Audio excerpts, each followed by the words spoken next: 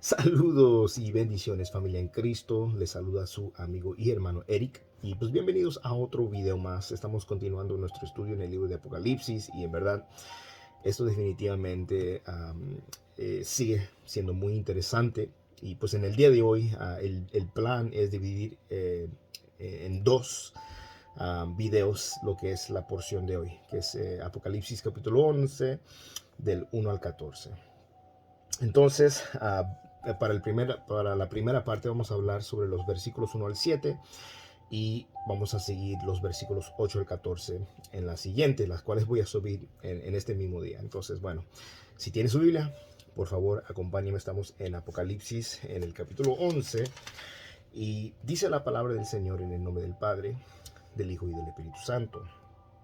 Me fue dada una caña de medir, semejante a una vara, y alguien dijo: levántate y mide el templo de Dios y el altar y los que en él adoran. Pero excluye el patio que está fuera del templo, no lo midas, porque ha sido entregado a las naciones y éstas hollarán la ciudad santa por 42 meses. Y otorgaré autoridad a mis dos testigos, y ellos profetizarán por 1260 días, vestidos de silicio. Estos son los dos olivos y los dos candelabros que están delante del Señor de la tierra. Si alguno quiere hacerles daño, de su boca sale fuego y devora a sus enemigos. Así debe morir cualquiera que quisiera hacerles daño. Estos tienen poder para cerrar el cielo y a fin de que no llueva durante los días en que ellos profeticen, y tienen poder sobre las aguas para convertirlas en sangre y para herir la tierra con toda clase de plagas todas las veces que quieran. Cuando hayan terminado de dar su testimonio, la bestia que sube del abismo hará guerra contra ellos, los vencerá y los matará. Ahora, lo que nosotros queremos ver en este video en particular es, si nos referimos de nuevo al versículo 1, inicia, ¿verdad? Donde Juan está relatando: mira, se me dio una caña de medir, escuché que alguien me dijo, levántate y mide, y dice, levántate y mide el templo de Dios y el altar y a los que en él adoran. Ahora, algunas veces, si lees en el Antiguo Testamento, algunas veces se menciona la idea de medir, lo cual comunica, ¿verdad? El ser dueño, protección, preservación. Cuando esto, por ejemplo, hay un pasaje, ¿verdad? En la palabra del Señor en Habacuc, donde se le dice que mide, donde se le pide medir, y en ese pasaje, ¿verdad? No es Habacuc, es Zacarías, donde se le pide medir, ¿verdad? Y en referencia, pues bueno, lo que él está midiendo, ¿verdad? Tiene la representación o ilustra, ¿verdad? Todo lo que Dios conoce todos los detalles en cuanto a las medidas, específicamente de lo que se le pidió medir. Y ahora aquí, en este pasaje específico, ¿verdad? Se le dice, levántate, mide el templo de Dios, el altar y los que adoran en él. Cuando se está midiendo este templo, esto muestra que Dios lo conoce en cada dimensión, sabe todo acerca de esto, y sobre todo Él está a cargo, ¿verdad? Él es el dueño de todo, Él conoce y sabe todo. La identidad de este templo, ¿verdad? Es un asunto importante de interpretación, porque muchos ven este templo como el símbolo o representación de la iglesia, pero hay muchos detalles específicos que, para que nosotros lleguemos a la conclusión, ¿verdad?, que esto se está refiriendo a la iglesia específicamente, como el templo para Dios. Es más probable que este templo, que es el templo que va a dar el cumplimiento a lo que Daniel mencionó, lo que Jesús habló en Mateo 24, lo que Pablo, ¿verdad?, también escribió en 2 Tesalonicenses. Es, verdad, muy posible. Ellos hablaron acerca de una abominación desoladora. En otras palabras, hicieron referencias al anticristo, el cual, verdad, el profeta Daniel nos dice que el anticristo romperá el pacto con los judíos y pondrá fin a los sacrificios y a las ofrendas. El anticristo, ¿verdad?, va a contaminar el templo al poner algo abominable ahí. Lo puedes leer en Daniel 9:27, Daniel 11:31 y Daniel 12:11.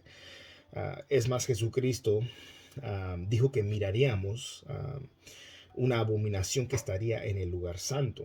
Esto lo mencionó en Mateo 24, versos 14 y 15, y de nuevo en el versículo 21 del mismo capítulo 24.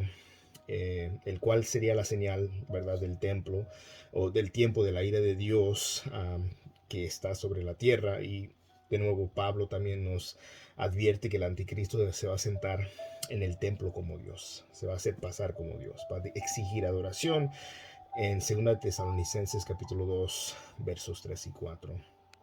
Entonces, para aquellos que dicen, no, no, es ilustración o representación de la iglesia, bueno, no necesariamente, es mucho más probable, ¿verdad?, que se está haciendo referencia específicamente, ¿verdad?, a un templo que va a estar durante la tribulación, la gran tribulación, en la cual es, ¿verdad?, el anticristo, ¿verdad?, va ¿cómo se puede decir?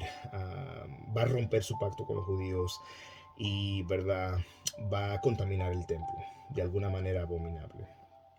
Ahora, el hecho es que el día de hoy hay muchos judíos muy interesados en reconstruir el templo y continuar el sacrificio, y están haciendo preparativos en poder hacer exactamente eso. Es importante entender que la mayoría de los judíos, sea religiosos o seculares, no les interesa nada la reconstrucción del templo. Vas a pensar, bueno, es que se está escuchando mucho, veo muchos artículos en cuanto a esto. Bueno, no es en la mayoría de los judíos. Si se construyera un templo, ¿verdad?, los sacrificios serían difíciles en los días de hoy por la agresión de los activistas, ¿verdad?, sobre los derechos de los animales. Habría muchos problemas para eso, pero aún así, ¿verdad?, hay un grupo muy pequeño que es fuerte y es muy dedicado, quienes viven para ver la reconstrucción del templo, ¿verdad?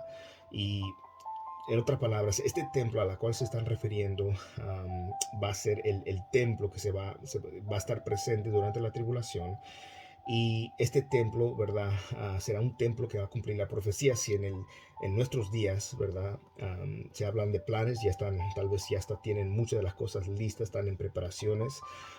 Pero ese templo, si se llega a construir, cuando se llega a construir, simplemente va a cumplir lo que ya está profetizado. El versículo 2 dice, pero excluye el patio que está fuera del templo, no lo midas, porque ha sido entregado a las naciones, y éstas hollarán la ciudad santa por 42 meses. Ahora, la ciudad santa está haciendo referencia a Jerusalén. Va a ser hollada, pisoteada por un periodo de 42 meses, que es equivalente a 1260 días, lo cual es lo mismo que a 3 años y medio. Este pisoteo por los gentiles probablemente toma lugar en la última mitad del periodo de 7 años, que se nos describen en Daniel capítulo 11, cuando el anticristo, ¿verdad?, derrame su furia sobre el pueblo de Israel. Esto se va a describir en el próximo capítulo de Apocalipsis, en el capítulo 12, en los versos 13 al 17. Entonces, mira lo que dice el versículo 3. Y otorgaré autoridad a mis 2 testigos, y ellos profetizarán por 1260 días, vestidos de silicio. Esto, ¿verdad?, aquí nos introduce 2 de los personajes más interesantes en Apocalipsis, lo cual voy a entrar en muchos más detalles en la segunda parte de este mismo pasaje, ¿verdad?, en el próximo video que estoy por subir en unos momentos. Y estos son los 2 testigos. El carácter de su ministerio va a ser profético, porque van a estar profetizando. Ellos van a predicar y van a demostrar el arrepentimiento, porque ellos estarán vestidos de silicio, que es una representación de estar en arrepentimiento, ¿verdad? Y ellos van a tener un ministerio efectivo. ¿Por qué? Porque se les da de parte del Señor, y el Señor estará con ellos. Mira lo que dice el versículo 4. Estos son los 2 olivos y los 2 candelabros que están delante del Señor de la tierra. Entonces los testigos tienen un poder único y continuo del Espíritu Santo, porque cuando yo crecí creyendo, ¿verdad?, que cuando el Señor levante su iglesia se va a ir, no va a estar el Espíritu Santo, pero por lo que estoy viendo, habrá aún una continuación del mover del Espíritu Santo. Es como Dios va a sellar a los testigos, a los 144. Ellos van a juntar, estos dos testigos van a estar anunciando y proclamando el evangelio, el arrepentimiento, llevando a las personas al arrepentimiento, y van a tener el poder único y continuo del Espíritu Santo. No hay ningún ser humano en esta tierra que pueda hacer grandes cosas, al menos que Dios esté con él, ¿verdad? En el sentido de que cuando se predica y se proclama la palabra de Dios, no es por nuestra elocuencia, no es porque es que yo estudié en el seminario tal, o es porque no, yo estoy bajo un ministerio tal, denominación tal, y por eso tengo esto. No, es por el poder de Dios, es la gracia de Dios. Nosotros simplemente somos instrumentos y Dios es quien nos usa a nosotros, y él decide a quién usar. ¿Quién quiere usar el Señor? Él lo usa. Aún las personas que parecieran más insignificantes, si tienen un corazón contrito y humillado, si tienen una disposición para decir, heme aquí al Señor, el Señor los usa, ¿verdad? Y entonces es lo que nosotros tenemos en mente cuando pensamos en estos dos testigos, porque dice que son los dos olivos. Como se nos muestra en Zacarías, en el capítulo 4, habla de los olivos, y una imagen de los candelabros o las lámparas de aceite. Y el pasaje específicamente en Zacarías capítulo 4 tiene su primera aplicación a dos hombres en esos días de Zacarías, que hablaba de Josué y Zorobabel. Y entonces esa es una manera en la cual, ¿verdad? Ellos en ese momento representaban, ¿verdad? Dos personas que tenían, ¿verdad? La unción del Señor, el poder del Señor. Y de la manera que estos dos testigos fueron levantados para ser candelabros o testigos para Dios, y se les dio el poder, ¿verdad?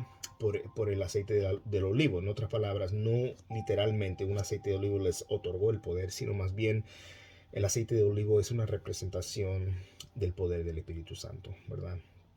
Y de esa misma manera, así como el Señor usó a Josué y a Zorobabel con el poder de su Espíritu, de esa misma manera va a usar a estos dos testigos en Apocalipsis capítulo 11, y ellos van a desempeñar y a ejecutar el cargo profético que Dios les da a ellos. Mira lo que dice el versículo 5. Y si alguno quiere hacerles daño, y de su boca sale fuego y devora a sus enemigos, así debe morir cualquiera que quisiera hacerles daño. Los dos testigos van a tener la protección de Dios sobre ellos. Muy similar, si recuerdas, en 2 de Reyes capítulo 1, Elías es protegido por el Señor. El ejército sirio no podía hacer nada en contra de él. Parecía un ejército grande. Jesse, su criado, su sirviente, tenía mucho miedo, pero él dice, el Señor está con nosotros, estamos protegidos por el Señor y no nos pueden hacer daño.